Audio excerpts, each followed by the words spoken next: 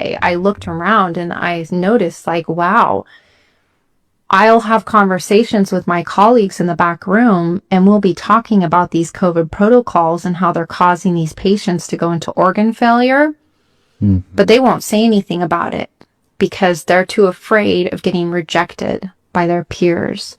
They're too afraid of losing their jobs to stand up and step into their authentic knowing, which is that our protocols were killing people. So the protocols for COVID, people say their loved ones died of COVID. I'm sorry, but that's not the way it went down. People actually died in the hospital from the protocols. So we knew in March of 2020, there was one of the most published and prestigious ICU doctors in the United States. His name was Dr. Pierre Corey. He came out right out the gate, him and his colleague, I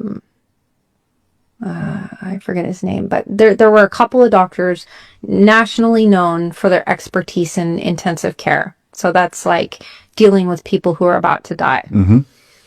And they came out screaming like, hey, everyone who has COVID is responding extraordinarily well to high doses of IV steroids. And of course, so it made perfect sense. I looked at their data and I looked at what I know because I worked ICU. I know the whole hospital.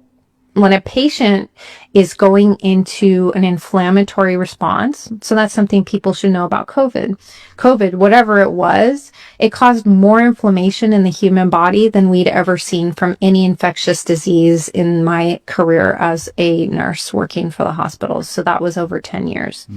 So, and we measure that by labs. There's a lab called a CRP.